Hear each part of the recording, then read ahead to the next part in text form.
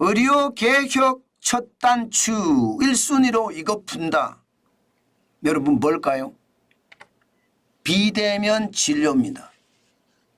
지금 작년 11월까지만 하더라도 재진 환자만 비대면 진료를 허용했거든요. 그랬더니 요청 건수가 23,638건이었습니다.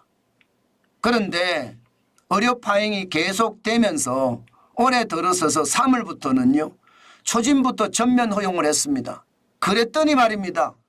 15만 5,599건이 요청이 됐어요. 증가율이 무려 말입니다. 558.3%입니다. 23,600건이 13만 1,960건이 늘어서 15만 5,599건이 됐다는 뜻입니다. 장난 아니죠. 시장에 수요가 있다는 이야기죠. 시장에 수요가 있다는 이야기는 여러분 비대면 진료 더 많이 허용을 해야 합니다. 일평균 요청 건수도 재진만 허용했을 때는 787건이었지만 초진부터 전면 허용을 하니까 5,019건까지 늘었습니다. 이런 것은 어떻게 생각하면 의료개혁을 반드시 해야 되는 단초다 그렇게 생각을 합니다. 여러분 꼭 병원에 안 가도 되잖아요. 집에서 화면을 보면서 의사하고 상담하는 거 저는 충분히 좋다고 생각합니다. 그래야지 말입니다. 이게 비용도 줄이고요. 또 의사들의 시간도 늘려줌으로 해서 저는 진료를 더 꼼꼼하게 볼 수도 있다고 보는 겁니다. 사실 의료개혁은요. 지금 비대면 진료가 핵심인데 지금까지는요. 2020년이죠.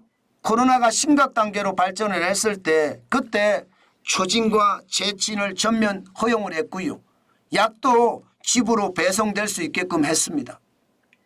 그리고 말입니다.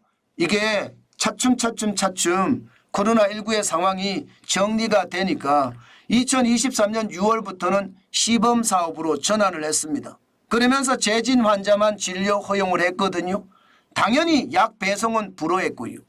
그것이 말입니다. 2024년 의정 갈등이 폭발을 하니까 2월부터 초진, 재진이 전면 허용이 됐거든요.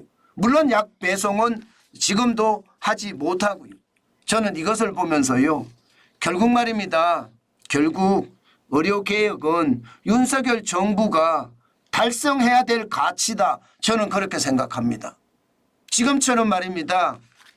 빅5라고 하는 대형 병원 중심이 아니라 저는 지역 거점의 어떤 대형 병원도 당연히 저는 만들어야 된다고 생각을 하고요. 그 대형 병원은 최종 병원으로 돼야 되고요. 나머지는 전문의 병원을 중심으로 해서 전국에 거점화를 시도하는 것. 저는 그것도 굉장히 중요한 요소라고 생각합니다. 그러면서 비대면 진료를 확대를 해서 말입니다. 전 국민이 보다 쉽고 보다 빠르게 의료 혜택을 받을 수 있게 만드는 것. 저는 반드시 지금은 일어나야 된다고 생각을 해요. 그래야지 말입니다.